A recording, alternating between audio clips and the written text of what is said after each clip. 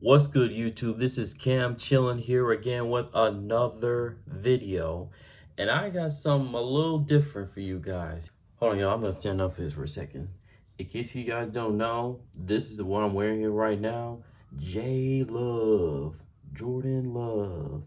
You know what I'm saying? So anyway, I decided to do a recap of what happened on yesterday's game. So, in case you guys didn't know, this is the day after Sunday football. So, I am recording right now. It is dark out right now. If you're wondering why it looks like a little dark, especially on this side of the screen, I decided that I'm going to be recapping each game for now on after each week. I'm going to give you guys some thoughts about what happened in yesterday's game, give you my thoughts, things that I like, what I didn't like, and that would go for every game that I watched for each Packers game that I watched.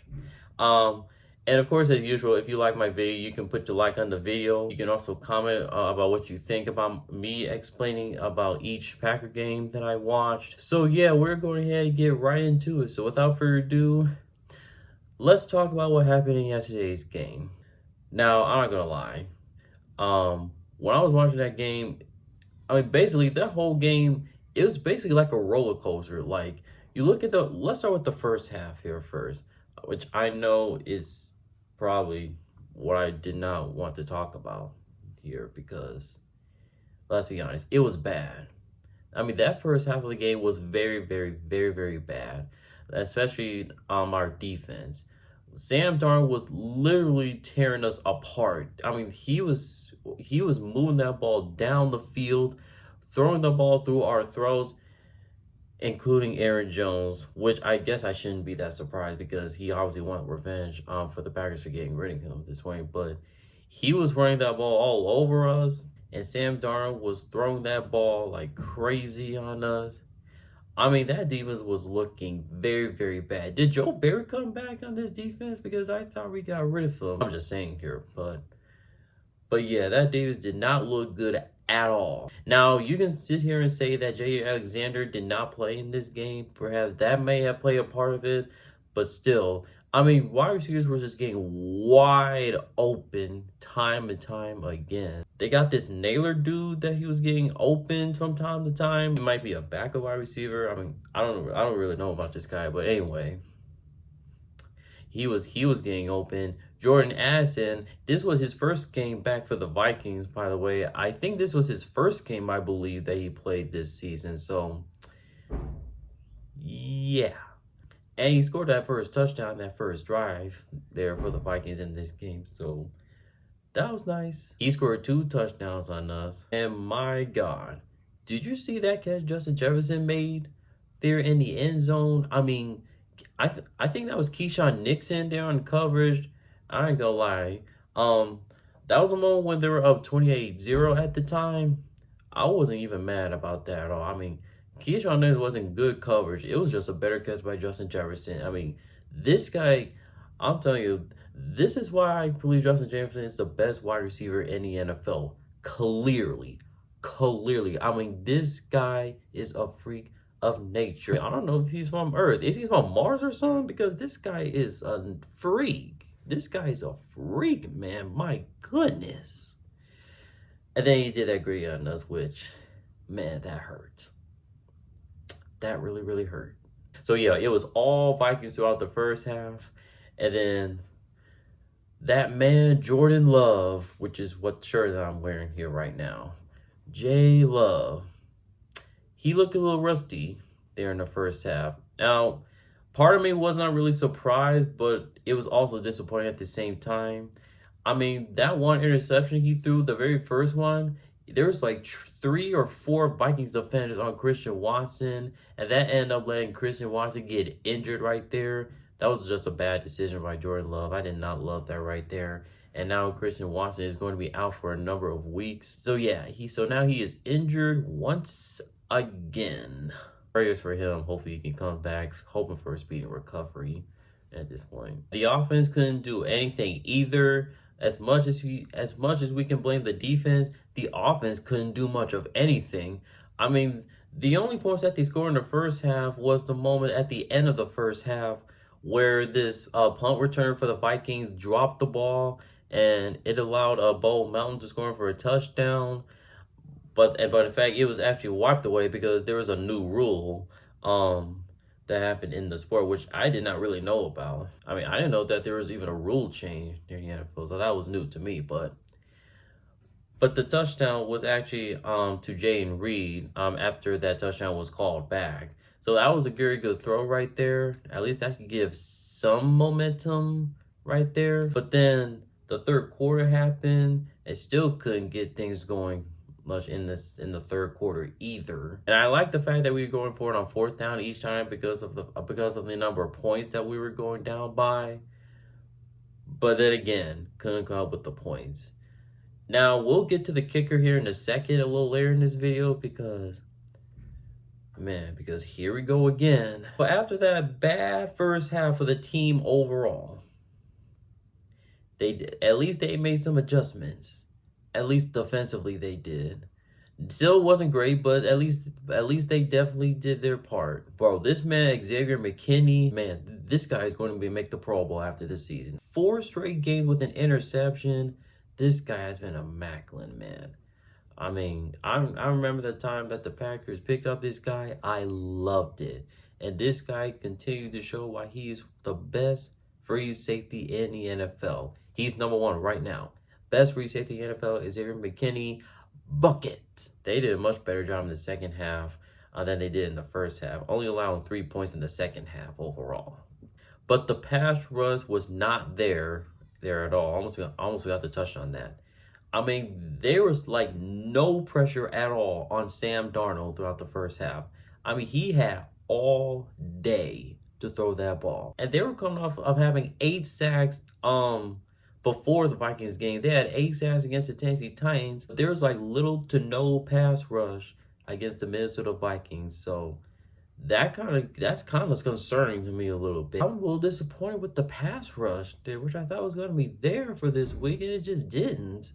So I hope to see better results from our pass rush heading into next week. Yeah, that's something that needs to be fixed. All right, so now back to the offense. So like I said before, they couldn't really get much going there in the third quarter, but then the fourth quarter happened. And that's when Jordan Love was starting to hit his stride. Hitting receivers from time to time. He was able to find Tavian Wicks to put up 14 points. But then you see the defense finally step up in the second half. Keyshawn Nixon come away with a fumble sack, a strip sack to Sam Darnold, able to come back. Jordan Love scored another touchdown to Tucker Kraft. I mean, what an effort by Tucker Kraft. Jumping over that defender, I couldn't really remember who that was, but he did jump over him, stayed in bounds, reaching for that pine line. What an amazing effort by Tucker Kraft right there. So it was 28-22.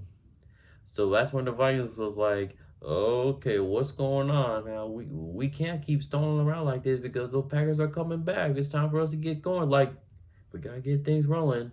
And then what happened?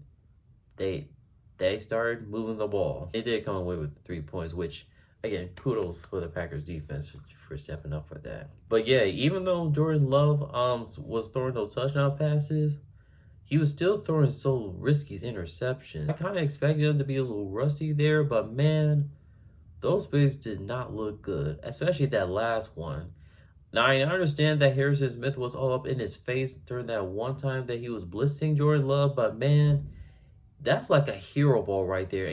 As a quarterback, you just can't throw that. Man, I'm sorry. I know you're trying to make a play, but I did not love that decision right there. Throwing the ball up for grabs right there. I just did not love that right there. Now, and I'm not trying to make excuses here, but I think a part of that was because he was gone for the past 2 weeks. Didn't have that much practice time before each game, so I understand that, but I think he's going to learn from this. I mean, I'm definitely confident that he's going to learn from this. He's definitely going to be better as the season moves along. But that's why I had this jersey on for a reason, because he's going to be coming back to this game, and I'm very, very happy that he did. And he still put up that effort that he did. Still think he's going to be elite. He is still going to be great for the Packers team and for the future. Today was not a great game for Jordan Love, but he still has heart. He still was able to make a comeback on this team. Almost 400 yards, by the way, which is just incredible against that Brian Flores defense. Now, I got to give credit to that defense. Man. I mean, Brian Flores might be the best defensive coordinator in the NFL, man. I mean, beating up on the 49ers week 2, embarrassing CJ Stroud and the Texans the week before, and then basically shut out the Packers throughout the first half. Now they probably got to work on for what they did in the second half. The Vikings I'm talking about, but still, that team is something. Now, are they going to make the Super Bowl? Obviously not, but still, gotta give credit to that Vikings defense and even their offense there as well. I mean, that defense can trick you like that, just like they did to these good teams that they faced there before. So kudos to them, purple incarnation of Satan. Now, we'll see you guys later into the season. Running game, they were able to run the ball, but we couldn't run the ball as much as we wanted to because the Packers were already down big there at the time. So we couldn't run the ball as much as we liked to. But we're still able to move the ball down the field as we needed to. The problem is that we just could not come up points with that. And that leads me to the kicker. I thought we had our kicker problem solved. I guess that did not happen, as our kicker missed 2 field goals. One of them was inside 40 yards. I want to say the first one was a 37-yarder that he missed. I mean, now I understand that he's a rookie, but man, you just can't miss that kick right there. I'm sorry, you just can't make those. You just cannot miss those kicks like this. Like, we got to be better at that. You got to make the kicks like this in the NFL, like that. You just can't miss that. And that was a bad miss right there. And the second one was a harder one, the 49er, but still, you got to come up with points like that. You just can't miss those field goals like this. So now, I don't know what's going to happen here. It's likely they're gonna stick with their kicker like this. But man, after they find this kicker that they had before the season, I was feeling a little bit confident, I guess to say. But now I'm back to being concerned with our kicker. And until I see more consistency out of the kicker, I don't know how much faith I'm going to have with him. So I'll just leave it at that. But at the end of the day, it was disappointing, but I'm also optimistic because they were able to come back against that tough Vikings team who are still undefeated. Who would have thought they would have made it this far, going 4-0 so far to start the season. And they are now leading the NFC North division at 4-0, the number 1 team in the division as of this moment. Now we'll see if they can stay like this throughout the season. We shall see, because we are still a long ways to go. It is still a long season. It's just the 4th week of the season, so we'll see if they can stay up for that long. Just an amazing effort for this Packers team overall. Yes, there are some miscues there on the play. There are also a number of drops in there as well. I think Romeo Doubs dropped one. Datavian Wicks dropped a couple of passes in there as well. So hopefully they can get some reps in to make some better catches there next time. Now, I'm very confident that they will. I mean, it's not like they have the worst wide receiver group in the league. This wide receiver group is still very, very good overall. I mean, we still got the depth. I'm still very confident with this offense here overall. And I'm sure their defense is going to continue to improve. All right, we're still in week 4. There's still a lot of football left here to play. So there's definitely going to be some improvements here as the season moves along. So obviously a disappointing loss against the Vikings team, but I'm still very encouraged by what I saw from this team, at least in the second half. Definitely love the effort for what they did.